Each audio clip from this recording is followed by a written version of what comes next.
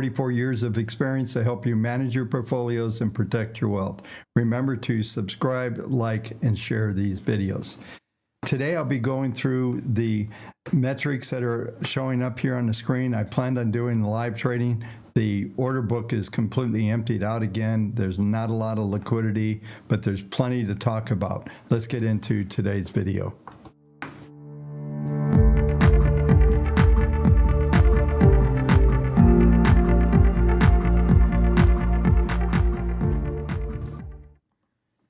Hey everyone, we'll hang around and chat while the room is setting up right now, but there is a lot going on here. You know, we spend so much time talking about economics and all the other metrics that are around, but all of a sudden you get some new stuff that shows up, and this geopolitical situation with Iran is getting really interesting. And without trying to get banned, it would appear that there are certain people on this planet that kind of want to conflict with these folks. I'm not sure why. We're just seeing the world on fire at the moment, and I think it's scary to say the least. And my joke with some friends that you better have your iodine pills around. Anyway, some of you will get that joke. Anyway, let's just, like I said, if you have any questions, just while we're getting going here, just throw something out, something to talk about. I've got a few notes here that I think are somewhat interesting from the standpoint of, well, I did have a few notes. Hang on one second. Yeah, so we're seeing a number of things starting to unfold. I just to kind of go back and talk a little bit about the Substack newsletter that I put out last night. Is one of the things that's talking about that I think that the treasuries have gotten way overdone, and they're all coming back in today, but we're seeing a lot of selling coming into markets. It was just classic. There was another really good trade to occur. Just a little, always happens about 10 minutes before I come live. So we'll just, we get about, when we get about 100 folks in, I'll get into the main part of today's video. But I think it's interesting. If you go back last week, the WaveTech short-term database started just dumping with both hands. I think we had 3,700 sells one day. We had 4,200 another one. We had another 3,000 plus the other day. We're down to 21% long. So we completely started dumping this thing. And I've told you folks, and many of you have been around the channel for a while, this database and the models that I run on the short-term level are incredibly accurate. When you see these big tranches, you have to pay attention to this. And so we're definitely seeing some things move around here. Yeah, I'm just looking. So if you have any comments, like I said, we'll get into full blown on this stream once we get about 100 folks into the room plus, and we'll go from there. But we've seen a couple of things here from the standpoint of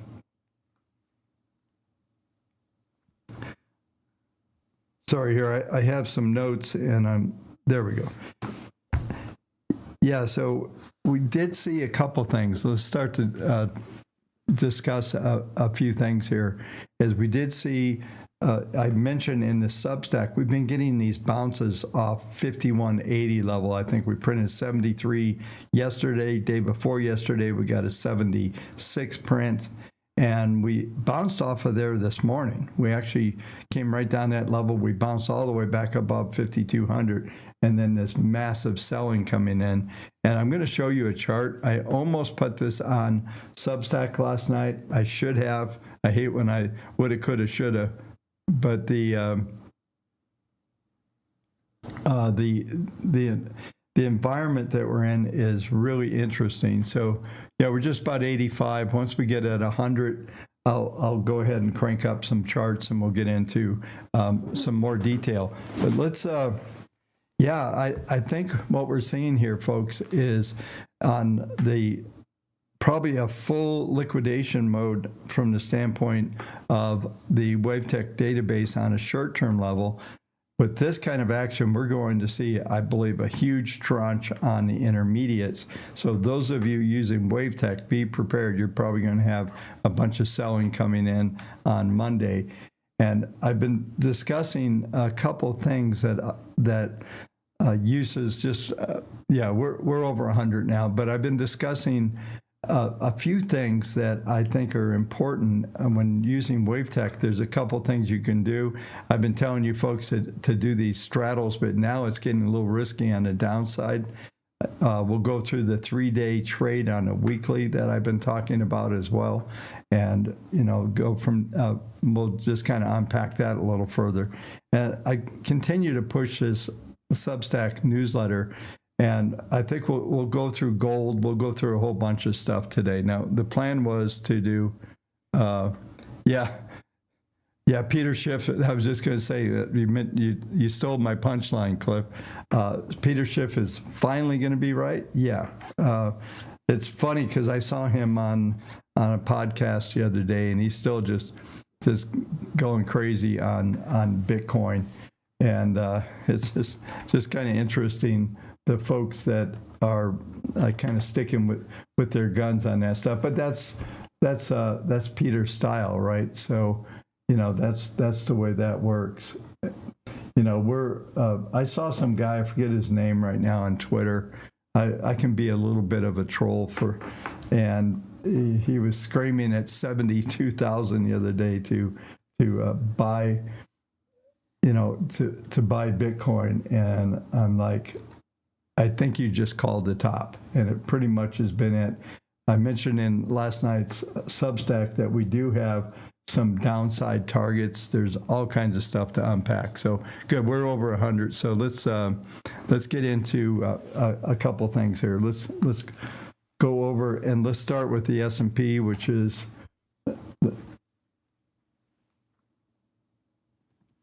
so what we want to talk about here is, this is the daily chart. Let me just bring this up full screen so you can see this. We've been getting these whipsawing where we have 1% down, 1% up, 1% down. Here we are again with 1.3 down. And we're about to close underneath this triangle pattern that I was showing you folks the other day. Let me blow this up. I thought with this upward slope, you can see the cyan line, which is the 40-period moving average.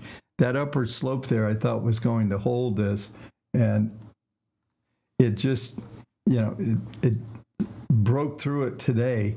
We've been bouncing, like I said, the lows were 76, which was right on the 40-period moving average. Yesterday, we went just under it, bounced back up. Now today we're reversing down, and the markets weren't acting that bad until some of this geopolitical news started to come up, where Iran is saying they're going to do some sort of attack on Israel, and the U.S. is, the saber rattling is getting pretty serious, where you can actually hear the clang of the steel. They're getting ready to potentially come after this. And listen, folks, I've been around a long time. Anybody that's been around, this is probably the most intense moment that I've seen from a geopolitical standpoint, even going back to,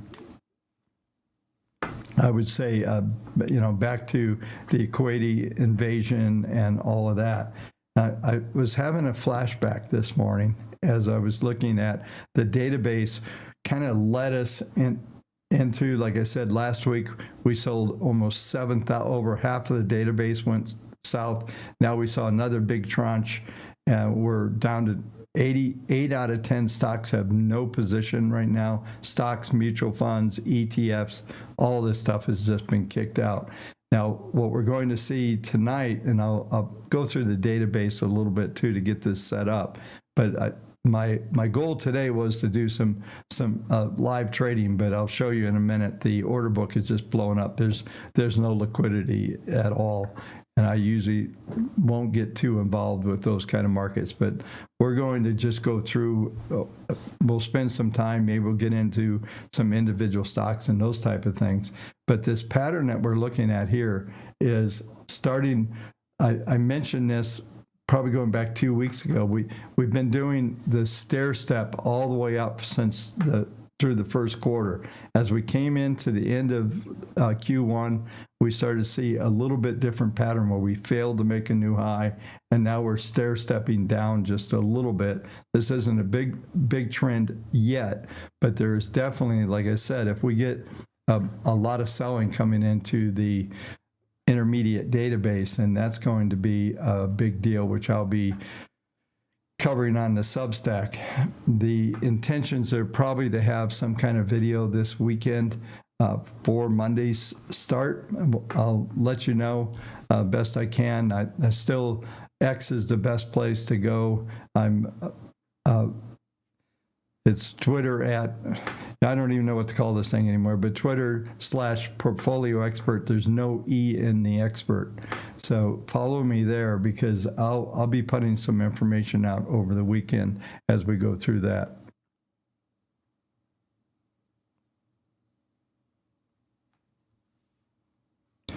Yeah, so somebody's saying, we'll go through Bitcoin.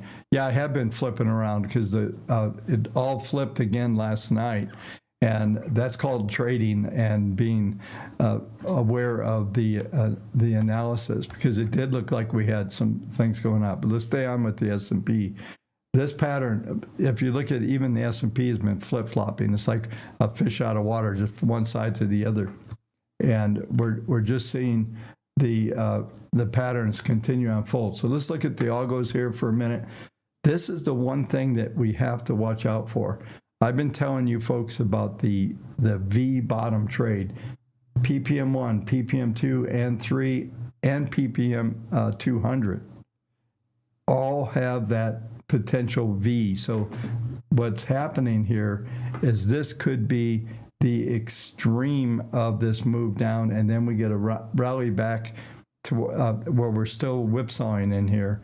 And I think from my viewpoint, I'll have to solidify this on Friday. It's very hard on Friday, on Monday's Substack, on Sunday's video, because it's going to be very difficult to make a determination. I always say never try to make a trade when the bullets are flying over your head, and that's what's happening right now. There's way too many things to consider. The dust needs to settle. To give you folks a little insight into my procedure that I usually do. Let me just do something real quick. I have to check something before I bring it up.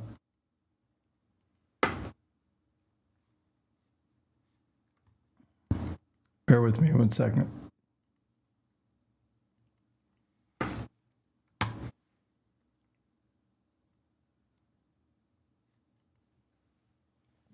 But one of the things that I try to do this is a ritual I do when the market closes in the next couple hours.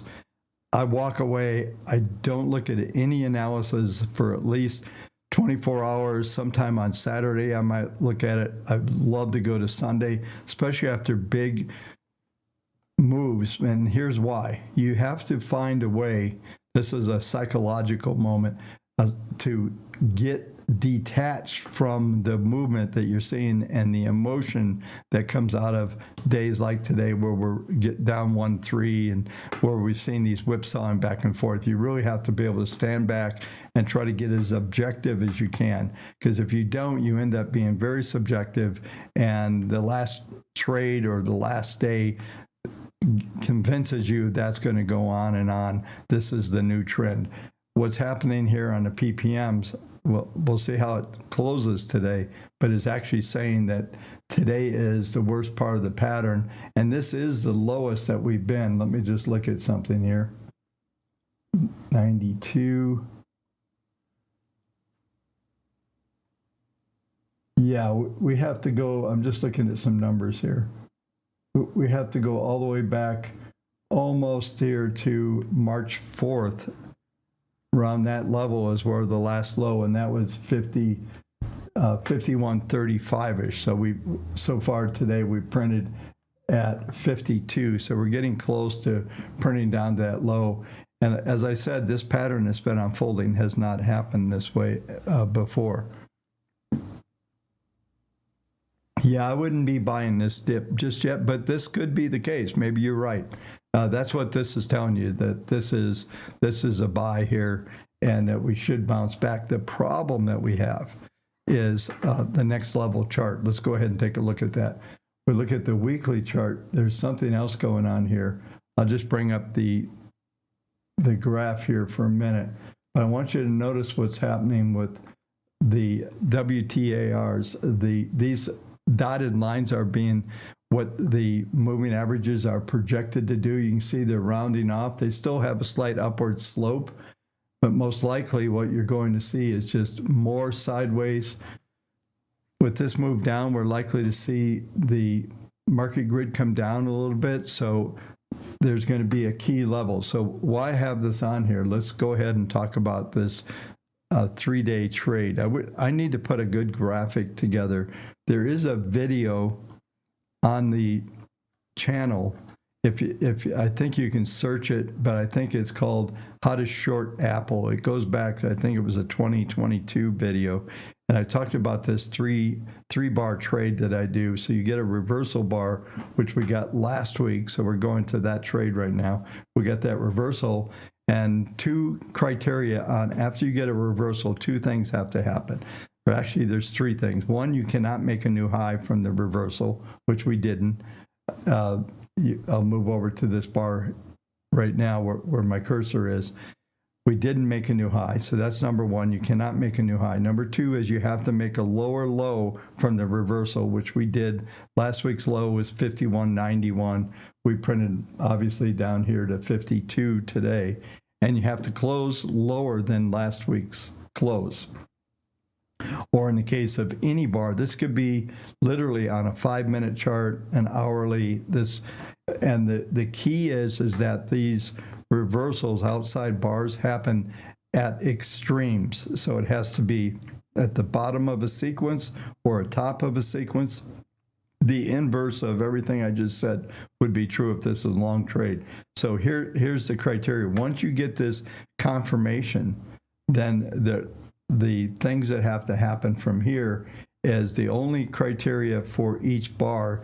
You actually lower, and also when you get this reversal, you want to be a seller on the opening, especially if it's higher. And we were slightly higher on Monday, so that opening trade would have been at 52.63. Let me just put something up here. So that's where you would have been short from, and as long as you close lower, which pretty good chance we're going to do that. We may bounce here, but once you get this confirmation, then the criteria going forward is you use the previous day's high as a stop. So you can't make a new high on the previous bar. And the next bar, you do have to make a lower low. So we're going to have to print whatever the low is. This is a weekly chart, so you have to wait a whole week to get to this. These are big trades to put on. And you probably could have put on an option trade or something like that. Might have been an easier way to handle one of these intermediate trades, because you're looking at the better part of a month. You're looking in coming into maybe end of April, possibly May. So what we're looking at here, then we have to make a lower low. We can't make a new high from the previous bar. And it doesn't matter if we close higher next week, but we have to continue to render that new low on each bar going forward. So from an analyst standpoint, when we get these and you get a confirmation, you're looking at least 2 to 3 more weeks of lower prices. If we look at this chart I have up here right now, the logical place for this market to go to is to seek out the next moving average in the pattern, which is the 21. And the 21 is way down at 49.64. but it's going up about 30 handles per week. I discussed this, I believe, maybe in Substack or maybe on a video that I did earlier this week, but that is probably going to put us up around 5,000, maybe 50 is a target range that is coming through on all this stuff. So from where we are right now, 5150, another 100 points down on a weekly would be the minimum, and there's possibility to go even further, and I'll try to break that down the best I can. And yeah, we will go through gold here in just a few minutes, but I just want to start with the what's going on here on this weekly chart. So let's take a look at a couple things here. I'll bring up the algos now. And if we look at the PPMs, you can see the forecast is down all the way into the end of May. And I'm actually telling you that it's possible that instead of sell in May and go away, it's going to be buy in May. And I haven't come up with a good cliche. Maybe you folks can help me. Buy in May, and you know, looking forward, we should be able to see the next quarter after we get through Q2 maybe stabilize. And I think the markets still have upward bias, but that still is dependent on how well the intermediate models hold up. And I'll be going on and on about that as the weeks go on, because that's the next evolution of analysis. So if we let's bring up the models real quick here.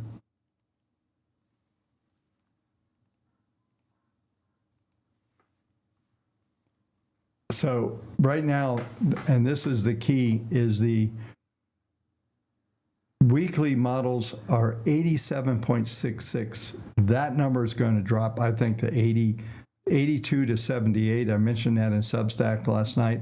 It could be even worse than that with the kind of action we're getting today. But definitely there's a lot of patterns about to break down as we get fairly extreme. If you think about this, this database started buying, the initial buying happened in October of last year. So what's the typical holding period for these, let me go over to the all stats page and let me go off screen, is the typical expectation is over here on the right on a weekly is about 200, and on optimize it's about 203 days of holding. That's roughly, those are trading days, so those numbers put us roughly at the around 6 to 9 months. So what we're seeing right now is a lot of trades that were bought in October will start to roll out. There's newer trades that have been coming in earlier this year, so we're likely to see a big, and when I talk about a rotation database, this is exactly what I'm seeing here. So this will be the focus as we come into next week. And I have no idea other than my anticipation, what I told you, that we're going to see some decent selling, knocking this percent down. I've seen where we've gotten 4,000 to 6,000 sell signals all at once in one big tranche. And if you're using WaveTech or using Portfolio Expert, that's probably going to affect your intermediate trades. Basically what happens is that would be 15, 20% hit. That would be a monster. 3,000 trades are about 20%. So we've dropped down to some pretty good numbers. Like I said, 78. There's some markers that I have that I talk about. We talked about it when the daily database was rolling over, but just stay with me for a minute. I know this stuff gets a little boring, but this tells us a lot about the expectations going forward. And we don't want to minimize, or I certainly don't want to minimize the effects of what's going on here, because as I've told you before, a lot of people look how many stocks are over the 200-day moving average. Well, the stock could be over, or any financial symbol could be above the 200, but it's declining sharply, but it's still above it. So what I care about and what these models care about is it trending? And so is there intermediate trends, or is it the short-term trends? So when we saw all of these big tranches of orders coming out last week in the daily models, then that's just telling you a lot of trends have failed. And so typically it will capture a lot of those trends in that upper 10 or 15%. Sometimes if they collapse hard, it might be a little bit more. But what's happened is the trends have failed. It's not just above some, random number on the 200. And so what's telling us is that, and this is, I'm mixing just to give you an understanding of this, is what we're likely to see is that the database on the short term, let me bring that up so you can see that on screen, is 21.83. So 8 out of 10 symbols are out of the market right now, and it's going to take weeks to repair those patterns. So picture the stocks declining sharply, and all of a sudden now you have to consolidate, you have to set up some patterns and start to consolidate enough where you can start to see potential trends to unform. Sometimes you get a leg down, consolidation, another leg down. So this process can end up taking much longer depending on the weakness of the markets. And this will be the place, however, that we'll start to see that turnaround or the formation of the markets start to bottom. And I know many of you have been around this channel for a while. This is important to understand because this is what drives the analysis. This is what told us last October that we were bottoming and started to get all the traction and how the first quarter unfolded. But now we're seeing a whole different story. We've taken profits on a lot of stuff on a short-term level. There's still stuff that is getting some attrition from the standpoint of the positions on the intermediate, but those are going to start to roll out. It just depends on how far they go down. Now, I'm not going to go too much into that right now until we see the results of the weekend. You folks have heard me in these last several Fridays that I was expecting these selling, and it didn't materialize. There was a very little bit of selling coming into last week. So just know that this is significant in Bob's world, and if you're following me, then you should pay close attention to this. And but it will lead us to what type of actions to do from the standpoint of the ranges. If you recall, and I know those of you that get the Substack letter, it's quite a few, there's a couple thousand of you that are getting Substack, is what I've been talking about is that this whole rotation will start to solidify. I'll just close in what I just said. We're probably looking at early May, we could start to see some of this stuff on the short-term database. That's if the market stabilizes around this 50-50 level, something like that. We could print into a 49 handle, but I don't, at the moment, I would not expect that. But what I do expect is you should be taking a lot of protection on these stocks. So let me look at the timeline, see what kind of questions.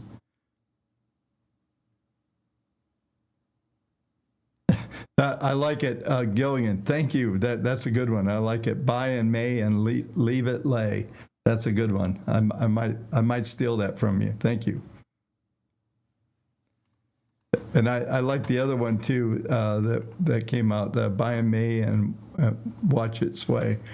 Yeah. I think a lot of these seasonals, I've never been a big fan of these little cliches because I've seen them fail more than they do good. And it's just not worthy. If you think about it, last summer was kind of, we traded down into October and then we get a big reversal of that. But anyway, let's do this. Let's kind of go through a little bit of what's going on. We'll cover gold. We'll just go through a general sense to get a feel for where we are. We've got a couple hours here, so we're only 30 minutes in. Is that right? Yeah, we're 30 minutes in, so we got a lot of time to hang out and talk about this stuff. But I wanted to set up this database thing just so you had a good perspective here. All right, so let's do this. Let's start with let's go to NASDAQ.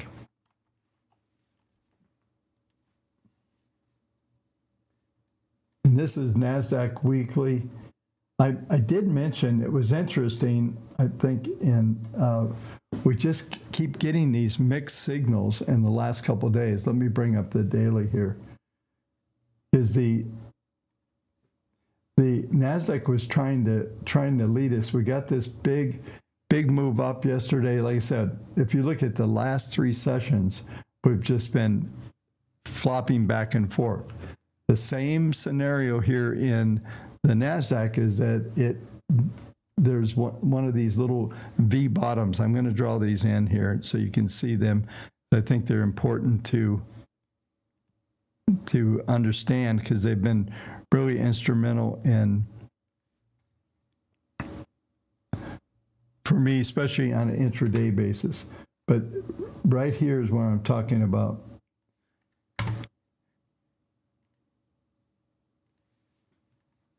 Is you've got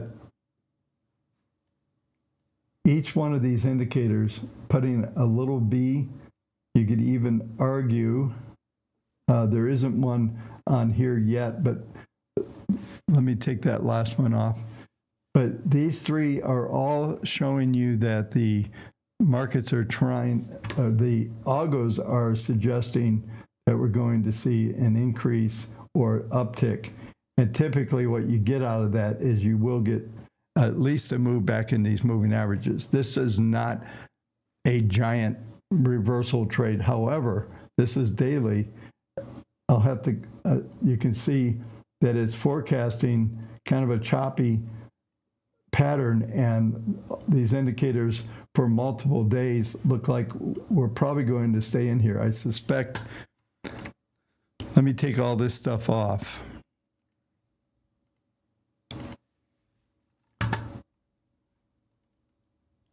I'm just going to blow this up so we can get an idea of what the market grid might do as we go forward here.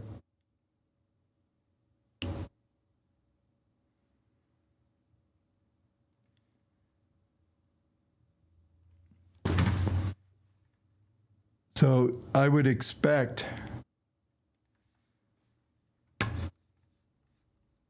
market grid is going to start to turn down like this. So we're going to have, this is a daily NASDAQ chart. We're going to have something where we're likely to see markets start to fluctuate in this range. And I think just from a general viewpoint, this is what you would expect. And you should be able to narrow this down. But this moving average range, we're probably going to get stuck in this range. Maybe we come a little bit up here, but I think for the most part, we'll definitely stay within the market grid, and we're likely to continue to try to stabilize this situation that we've been looking at.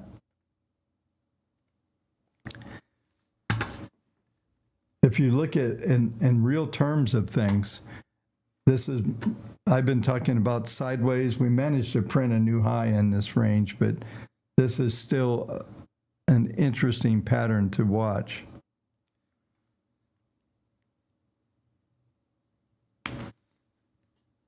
But if you start to kind of top off here, you're probably looking at a range where markets are going to stay in this. We do have some downward fibs, so you could continue the trend down, which this is a daily chart. The weekly chart, so this is what I was just suggesting, that somewhere down here is the 21-week moving average coming up like this.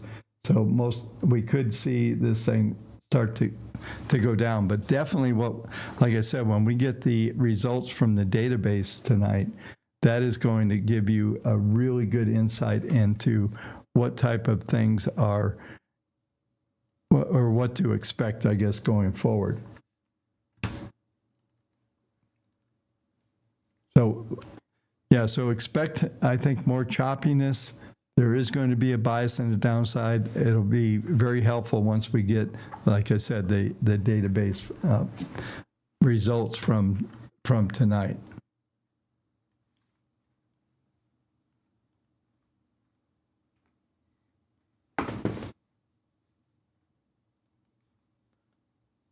I need to set something up here, folks. I need to reset.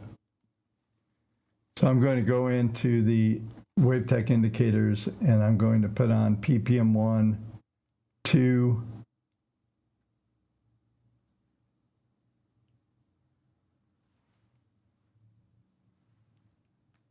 PPM 3.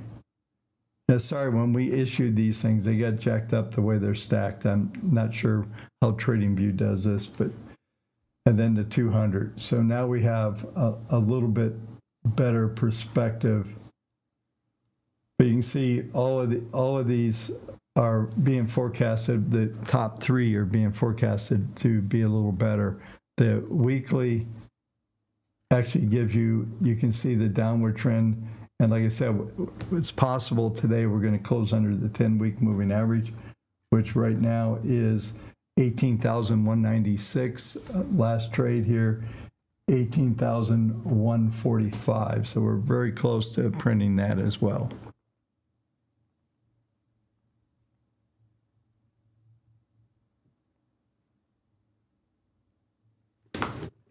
Well, the lowest that the database can go, I'd say a question here on the timeline, that it can go is obviously 0, but the lowest I've ever seen it was in 2008. We got down to 6%. And I haven't seen it below that. So there's always something, because there's bond funds in there. There's a lot of different items in there, because mutual funds, bond funds, ETFs, and individual stocks are all in that database.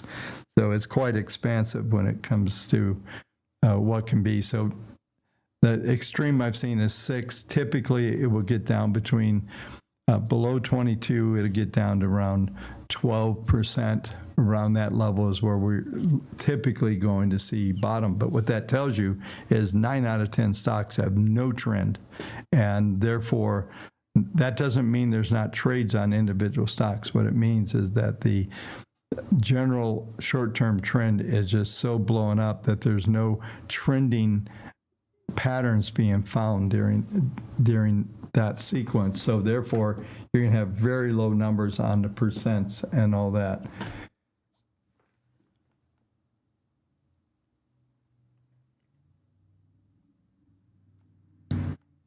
Yeah, so so let's do this. Let's take a look at the Russell.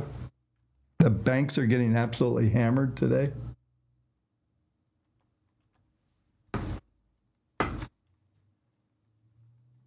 Russell's already printing down to its 21. So that's an interesting pattern that we're looking at there.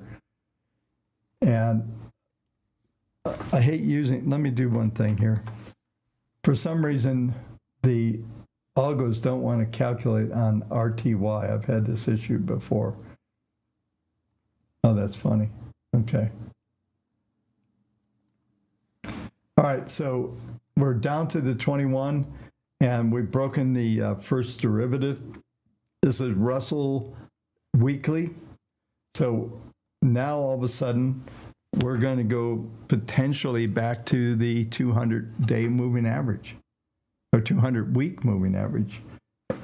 You know, I've talked about this over and over. You know, you get people, I know maybe you've seen Tom Lee screaming how the Russell's going to double. Maybe he's right longer term, but right now there's no way with these rates spiking up again. We're gonna talk about that here in just a couple of minutes. But the rates spiking up, there's no way these companies are going to do well. If you look at the stack, if you look at what is working, you'll see S&P, NASDAQ, and then the mid-cap index, which I've been telling you that's a much better asset class than the small caps. And then, you know, then you get in there somewhere the Dow Jones. I haven't looked at the Dow Jones since around 1980 sometime. But the bottom line is what we're looking at from a standpoint of this trend, there's still a positive trend. Let me just, PPM2 is at 0.58, so we should hold this value here on the Russell. So we're likely to see a bit of a bounce. Let's pop over. This is the cash that we're looking at right now. Let me just reset all these prices, and this will help you a bit because now we're seeing that same V, if you notice that. We've got a big V on the 10 periods, and we're also on the Russell, and I'm not sure, I'm going to flash back to some of the other charts, but we're below the STX number, so we're going to get an STX buy signal. And those of you who don't know what that is, the solid gold lines here, that is the extreme projected in a day. You can go through over where my cursor is right now. Let me draw this in. I just worry that you folks can't see the cursor. Bear with me one sec. So right here was an STX buy. You get 1 to 2 days sideways. In this case, we rallied up. We actually got an RTX sell. They're not as good as the STX buys, but this is the market grid, and if we stay below here, which I suspect we will, but we could see a monster rally here in the next hour and 15 minutes. But this suggests from that standpoint that we're going to get probably some sideways movement. We've got this downward 10-period moving average. This is Russell daily cash chart we're looking at.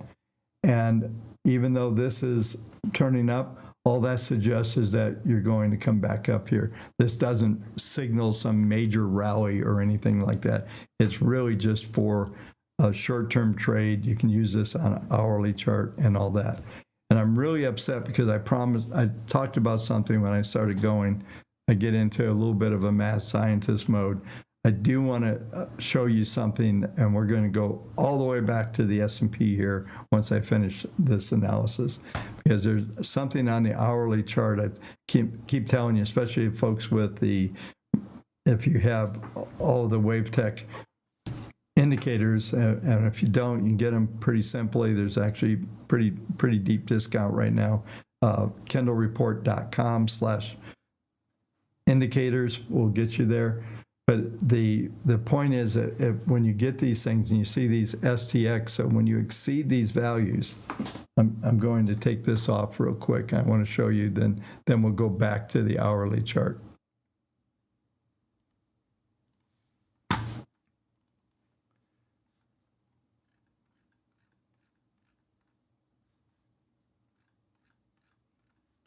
I just want to look at the grid. Typically, when you and this big explosion, when this was back in December, we just went vertical here. But a lot of times you get these STX or RTX signals. But if you look at all of the exceeds to the downside, they're usually pretty good signals for sideways to up in that 1 to 2 day period. Sometimes it'll be 3. It can be a bar on an hourly graph as well. You get one of these, and a lot of times these are extremes, but if you look at on general, I've estimated the best I can across a number of indices that about 12%, so let's say 1 out of 10 bars, you might get where the values of the market exceed this projection. So these indicators are really good for getting trade signals out. So let me mark this up, and then we're going to go back to the hourly. I'm kind of mad I didn't put it into the Substack last night.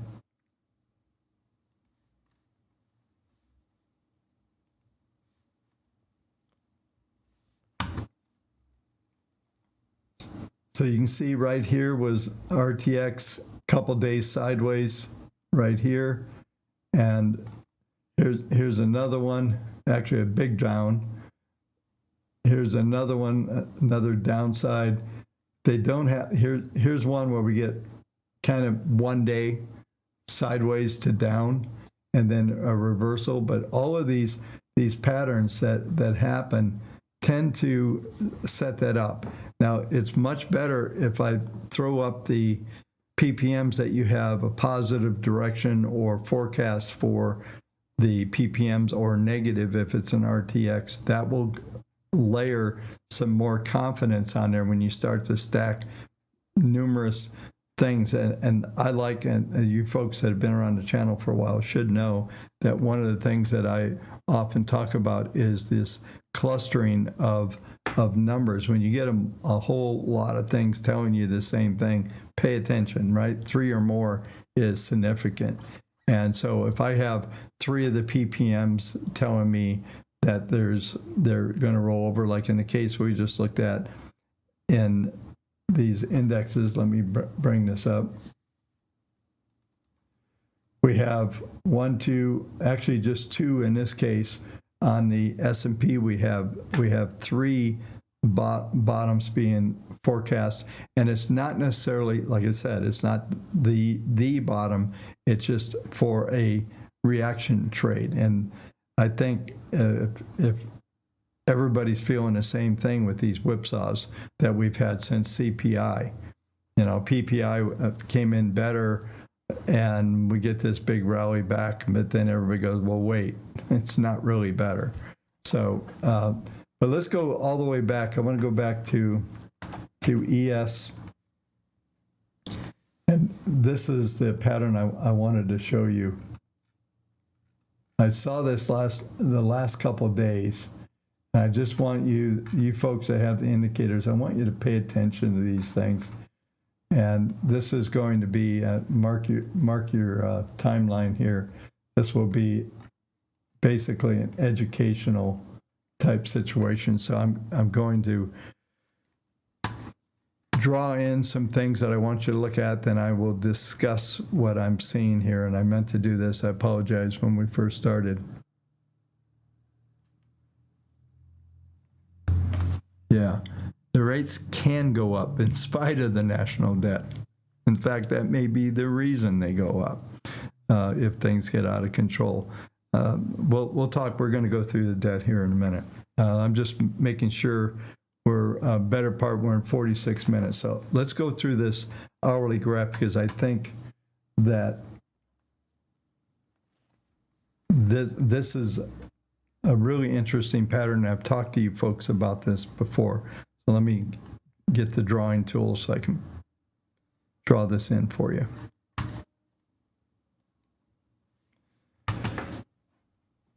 Couple things that I've talked about. I'm just going to draw this in here, and I'm going to call these the volatility bubbles. I'm just drawing them all in. And what I'm seeing here is, and I've told you before, when you get the volatility bubble, it's different than the Bollinger Band. Bollinger Bands are standard deviations. These are actually pure market range expansion. So when you get these big downward moves or upward moves in a short period of time, volatility blows up, the range volatility of the expectation of the next bar starts to get bigger and bigger. But then, thing I've been telling you folks, anybody's got the market grid, what you want to see is it squeezes. Once it squeezes down, then you'll be able to determine the next move. We're just going to look at the patterns. We're going to bring the PPMs up next. And this is important because every time we see this, and I'm going to take this stuff off here, but this is, right here is that contraction where it gets very narrow, and they happen every time. And I almost brought this up from last night because we got this big move down. This is the CPI move right here. We get this consolidation. It stays well within that band. The market grid squeezes down, and then you get the next move. We get the move down. I'll show you the PPMs. This was right here was a classic V bottom trade that I've been teaching you on the hourly chart. And this was the moonshot, but what we saw, this was yesterday, where right here. Let me clean this up so you can see.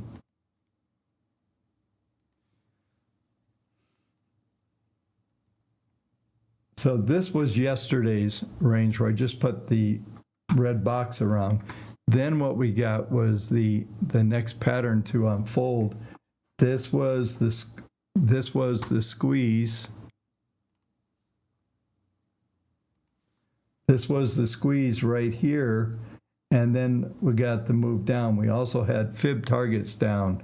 We had all kinds of stuff. I'll show you in a minute when I bring up the PPMs. But all of you always, when you get these bubbles, they squeeze down, and then typically what will happen is they'll break out and then they reverse. And you're going to be able to figure out these reverses from just watching the patterns that are unfolding here. And I'm telling you folks, this is a major trade. You only have to figure out a few of these. I had one of the second biggest day trading ever had on the CPI day. And this was absolutely all scripted if you're paying attention and watching what I'm about to show you. But this move that we've had down just in the last, I don't know what, we'll call it 20 hours since yesterday, after the rally up, we did the squeeze. I call it volatility pop, squeeze, then move. And you'll be able to, I'll show you where the PPM triggers are here. And I think you'll find this really interesting. I know a lot of you have these indicators, so hopefully this little piece, I wish I could crop this piece out and just make it an educational video. It's buried in the middle of 45 minutes. It's one of my biggest challenges with my channel, is trying to get these things taken out. Okay, so let's clear all this. Let's go back and bring in the PPMs. So a couple things started to happen. And last night, I'm just going to show you. When I do the Substack fairly late because I like to kind of have everything solidified. A lot of times I don't finish until somewhere between 12:30 and 1:30 a.m. Pacific time. And one of the things I'm excited about and in my future is a new time zone that I'll tell you about when it's time. But the bottom line is, you can see we started getting these V's and the market just steady decline. If I were, matter of fact, let's do this. Let's do a replay. I want you to be able to see this whole sequence.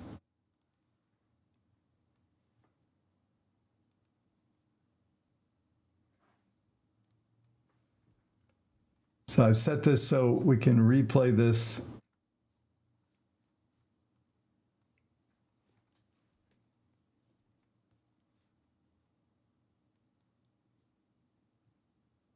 So we'll watch this unfold, but you'll see a couple things. We've got targets to the upside that are coming in. Now this is the day after the CPI, okay? Now we'll keep running here. And you can see all of a sudden we have fib targets up. Here's those V's. We had V's all up right here. And let's watch what happens.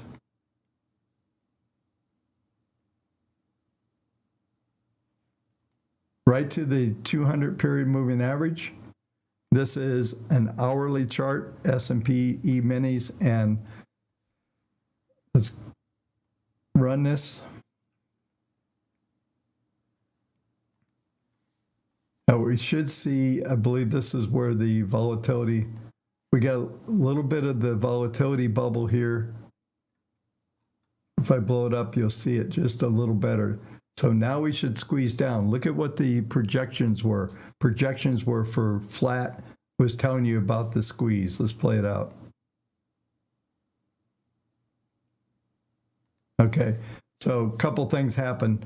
We're starting to see the forecast down, and the projections, the WTRs are connected to these PPMs. So this indicator is starting to forecast lower moving average. So the only way this moving average can go there is it has to trade below that value or less. And the last at this time was 52.44. So you can see it's leading things down. Let's just see how it sets up. I think there's more sideways that happens here. Yeah. Okay, so now we're coming into, this is PPI, and I think, okay, here we go. Okay, that was all the way into, that I wasn't as far back as I thought. But we got into this squeeze, and then we got this down. And if you look at what's happening right now, let me refresh this.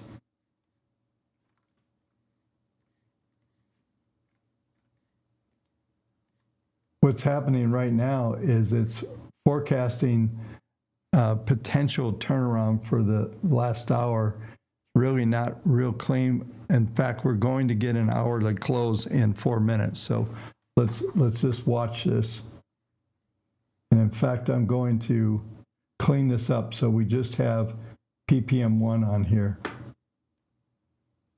So we get about 4 minutes to go here. All right, I'll come back on the screen.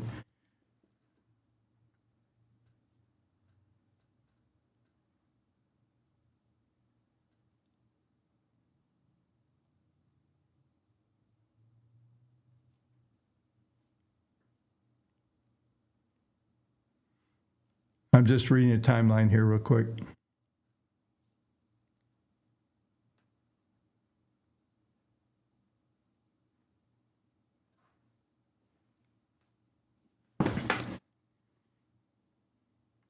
So we are right now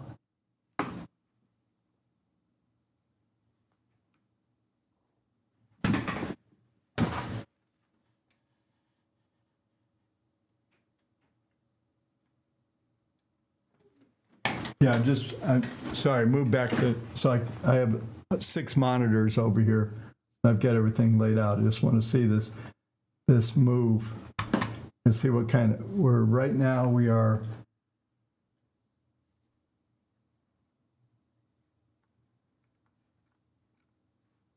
We are 30 seconds away. So what we're going to watch for to see if we can get, looks like it's being forecasted to turn up. We'll see if we can get anything out of here. And that would suggest, what it's suggesting is some sort of potential recovery. We're actually printing very close to the lows here.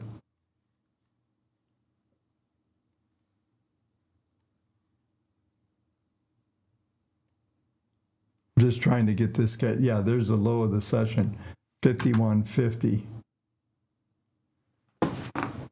All right, we're just about there. We got 1 minute and 10 seconds roughly. So let's put this up here. This is level 2 on the left-hand side.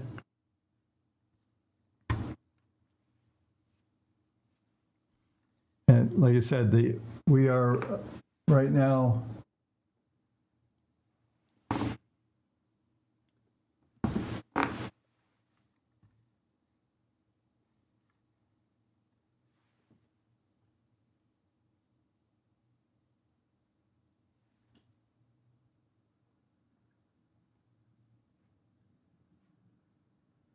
so we've rolled over and we got a slight uptick. So we really didn't get what I was looking for. I was hoping that we get more of a pronounced move from this level.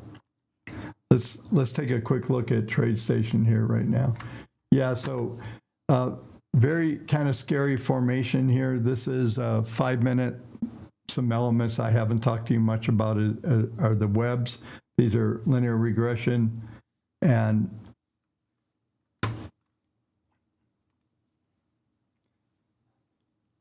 order filled. Yeah, I just bought 5. I'm going to take a little trade on here. See if we can get a little bit of a turnaround.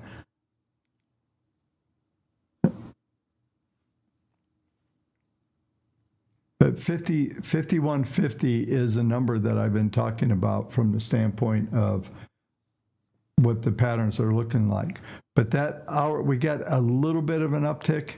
I mean, on a 5 lot, I've got 500, almost 500 profit here. Let's just try to, if you notice over on the right-hand side, I put a sell for 5 right at the top of the market grid. We'll see if we can get a little move up toward the upper end of that range. That'll give me $1,000 profit on this 5 lot. But the point is that we did get a slight, if I come back over here and put this up, we did get a slight uptick. I was looking for something more dramatic here. So this trade doesn't have a whole lot of merit. It's going to have to move here fairly quick. So let me just...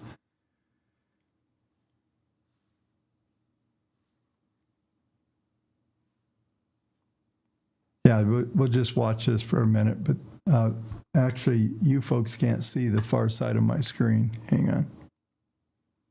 There you go. Now you can see. So 500, here we go. They're gonna be play very nice.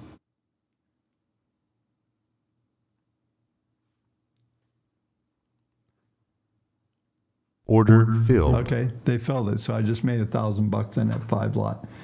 That is, you're looking at, I'm just trying to get this so you can see everything that I can see. This thing isn't scaled right. So there you go. You can see the entry and exit. That was pretty easy scalp. It wants to go higher, and I think what we'll watch for here is a little bit of a turnaround. So I want to continue along the lines. I just saw an opportunity to, as I call it, steal some money. So that was too easy.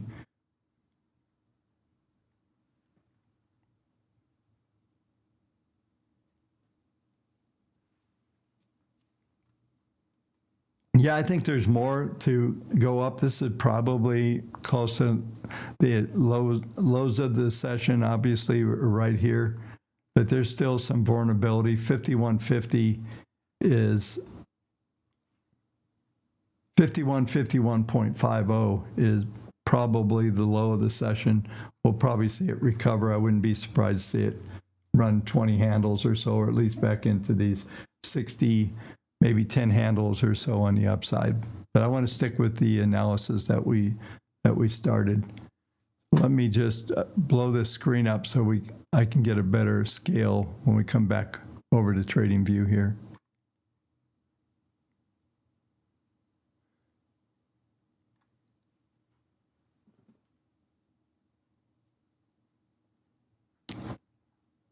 I usually show you guys the 5-second chart.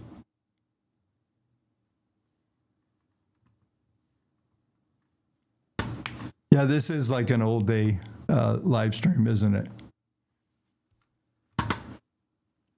Let's go ahead and blow this up full. I've got this scaling so messed up here, folks. I'm going to actually add the indicators back in again. So I'm going to add PPM1, PPM2, PPM3, and we'll put the 200.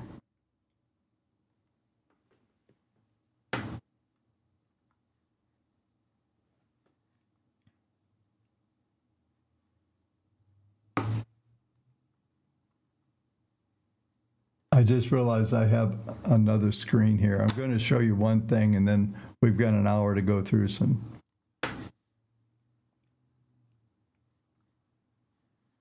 Let me take off the, actually I have the web flow indicator up here, which gives you buy and sells, and we're kind of in a range of getting potentially whipsaw, but it did some nice shorts and got a little whipsaw here. But let's go and put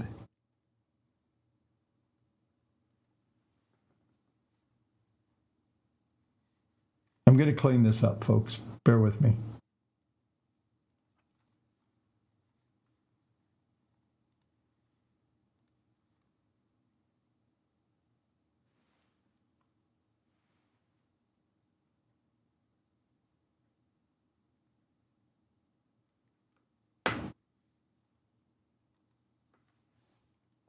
This will be one of the things somebody was asking about using 1 minute chart.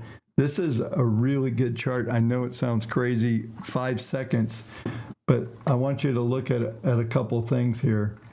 The forecast that are being done, everything's kind of jacked up here. 1 second. Let me get this set up.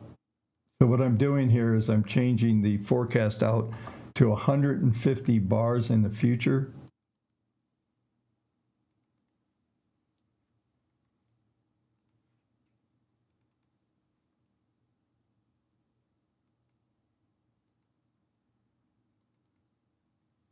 Sorry, I'm trying to click on this. 1 sec.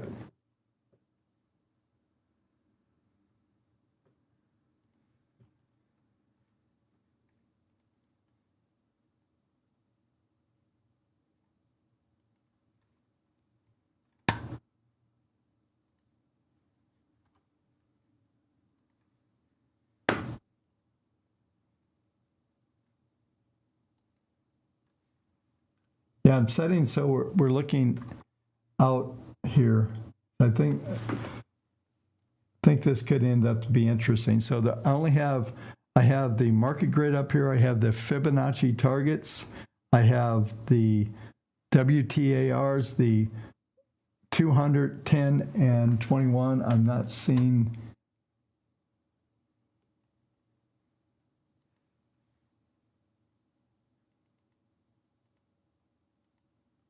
Just got to change something here real quick.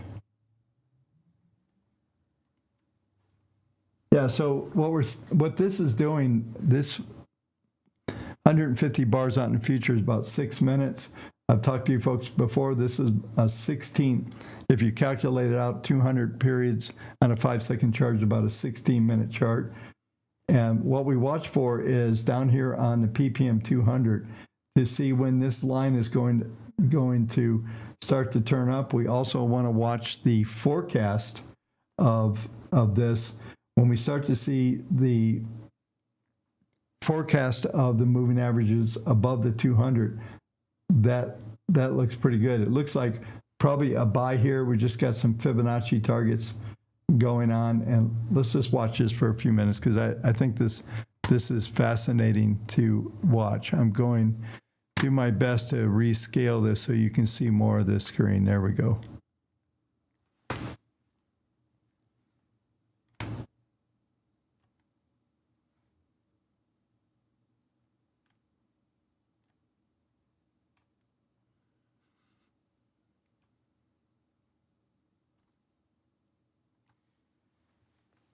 Yeah, so you can see the 200 trying to turn up.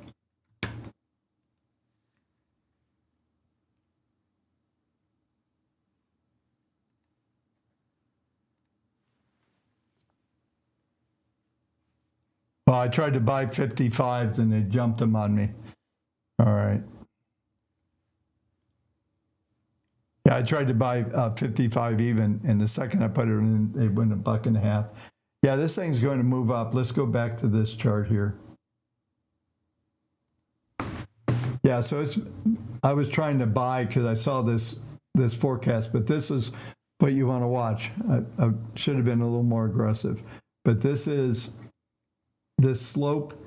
You can see the PPM 200 is forecasting that this angle of attack is going to start to turn up. You can actually look at this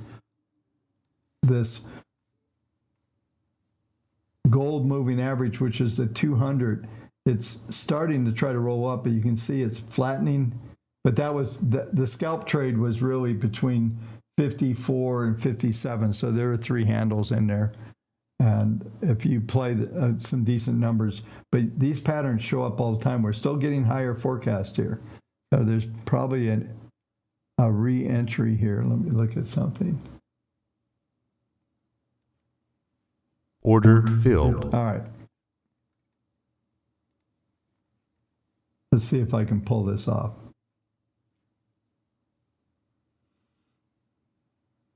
Order filled. All right, so I'm going to go for another 1,000 scalp right at the top of the market grid on the 1 minute. Let's just do this. I promised you guys some live trading, so. Yeah, I'm not high level confidence. Oh boy, here we go. They're going to try to press the lows here. Let's see what happens.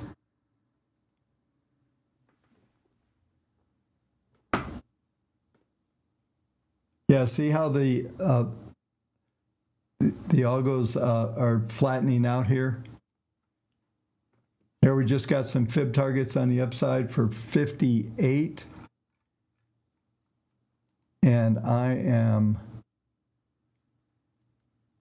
going to put in a 57.75 target. I don't know if we'll just play this along for a minute.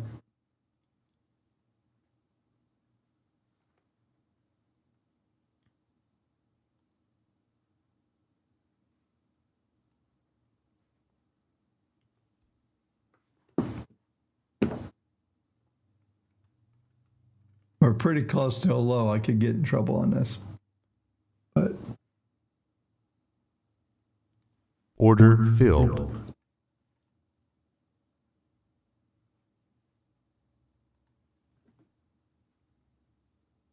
yeah, we've got some big downside numbers coming up here. So this is a little scary. Still got the forecast below the 200. Really need that to turn up here pretty quick. The forecast for the 200 is suggesting that we just got more, still getting these fib targets up here, 56, 57, 58. But this thing is dangerously close to the lows of the session here.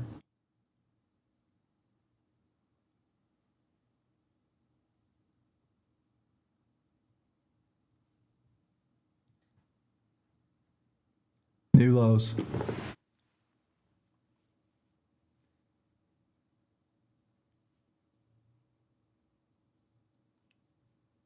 Yeah, I've got some profits on the books, but I don't want to give them up.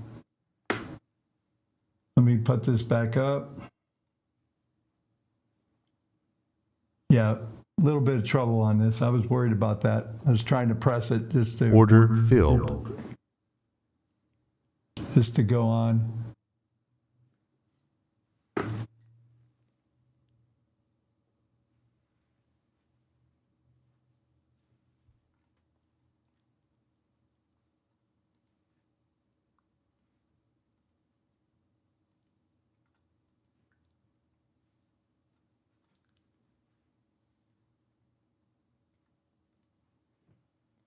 I've got some orders at 425, trying to scalp out. Everything's trying to turn back up.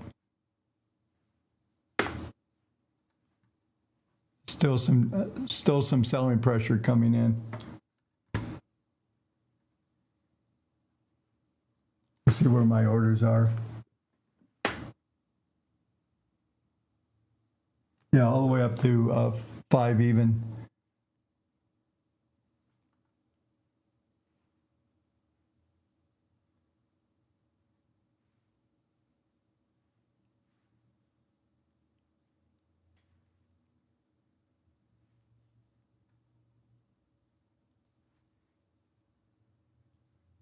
I just can't get a turn here just yet. Now watch these 5 second, see if we can get above this 200. Looks like it's kind of stalling right here.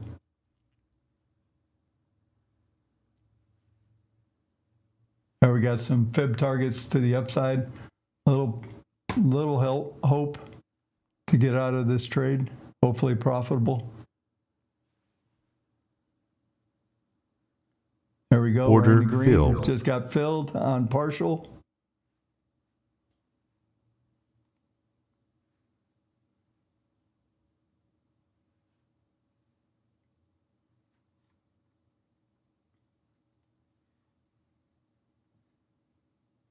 Yeah, that was my chance to get out. I didn't pull the trigger well.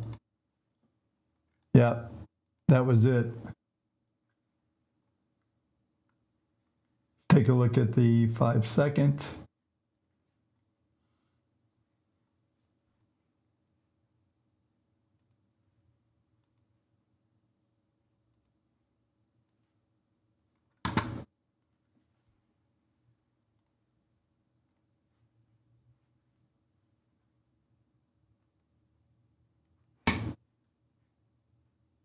Order filled. Looks like they're going to let me out in the green here.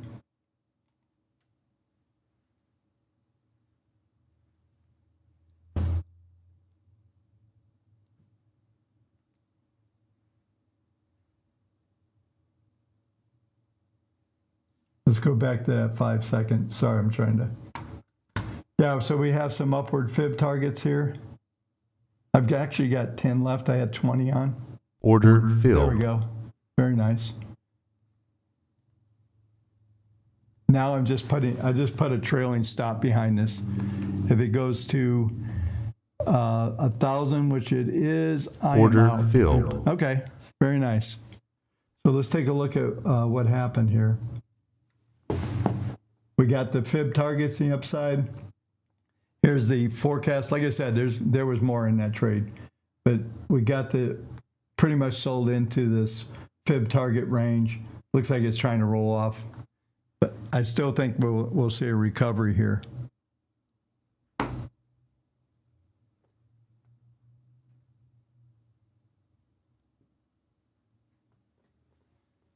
Yeah, so I use this 5-second chart just to scalp, so that was successful.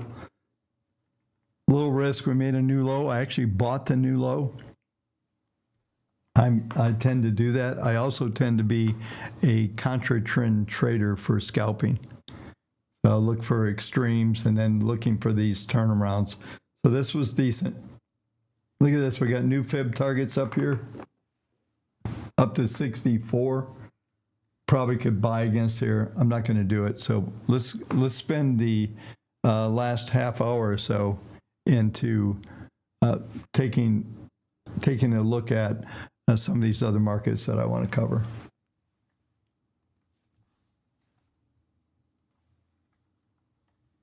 I still have the hourly chart. So let's talk Bitcoin for a second.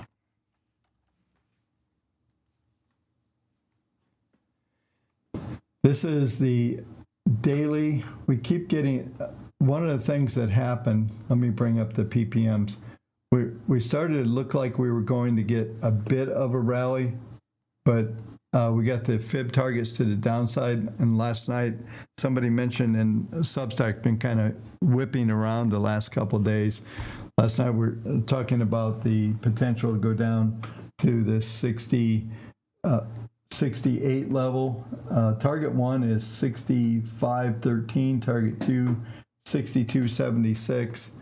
And if we blow this up, you'll start to see this range. I'm going to go to weekly because this is the story.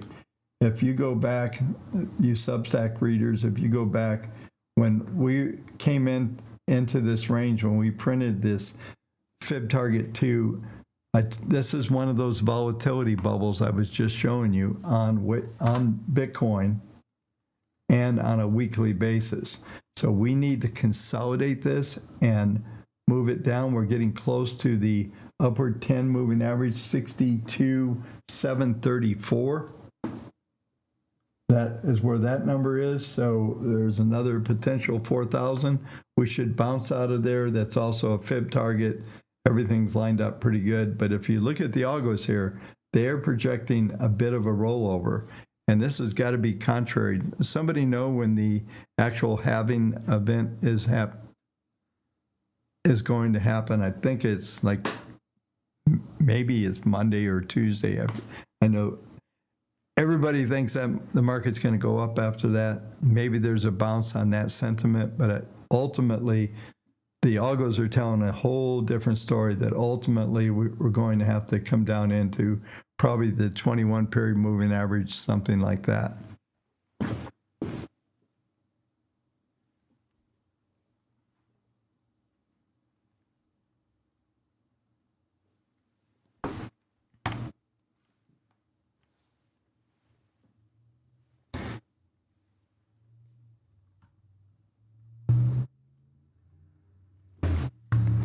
Let's do interest rates.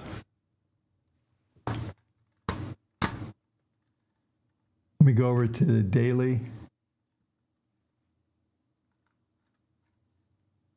So the 10-year. We did get the RTX sell signal on Wednesday. We did print a bit higher, but we had these Fibonacci's in here.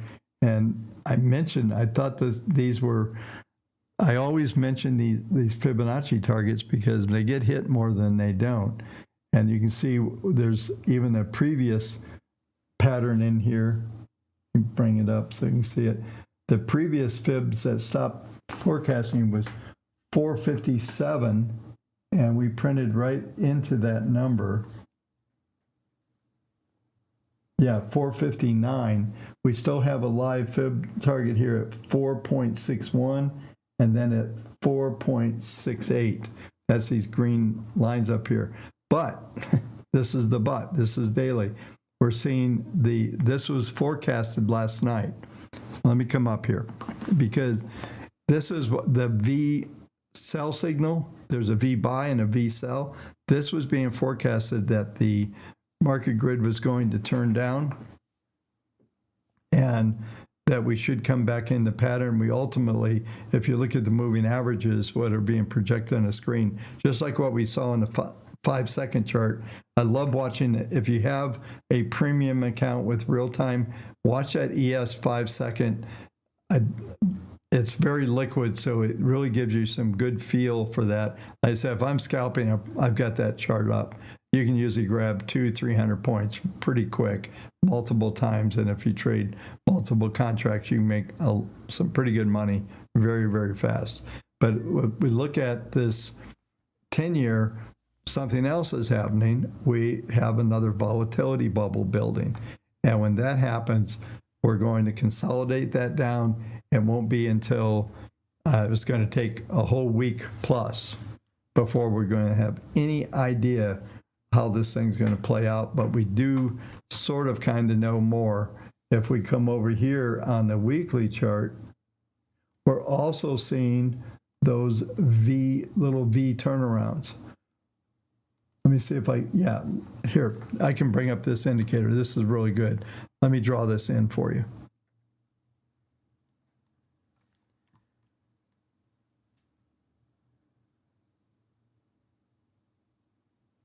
Yeah, we'll go through the yen here. I'm just gonna touch on this, but right here is that V top. So you see the forecast is for it to come down. You can see it's down all the way. This is a weekly into July, which is interesting, as ultimately maybe this would coincide with what I was talking about on the equities, is that we're probably going to see a decline into maybe even to early June, but I think somewhere we should see a decline on equities. This would correspond with some lower rates and then maybe some stability after things kind of normalize. I think a lot of the stuff that we've seen in the last several days have been a bit overplayed, at least from the interest rate standpoint, but there's still Fibonacci targets that I have to acknowledge here. And those are 4.57, we satisfied that, 4.78 and 4.9. And I've been talking about this, I think, off and on in the videos. Sometimes I get confused about the videos versus the Substack, but this would be a retest of those highs that we saw back here in October of last year, which was the low of the market, which could end up being the same instant replay, and then we look like we'd see some pullback here. So let's go and let's cover, because we're getting short on time, about 30 minutes.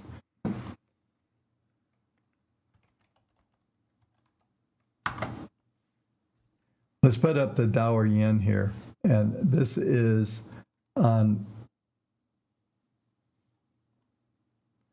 This is a weekly chart. Now we have some new fib targets up here: 157, 161, 163, and I've been talking. I covered this a few Substack ago, where I was talking about if it depends on how well the BOJ handles this situation with the currency and how much they want to handle it.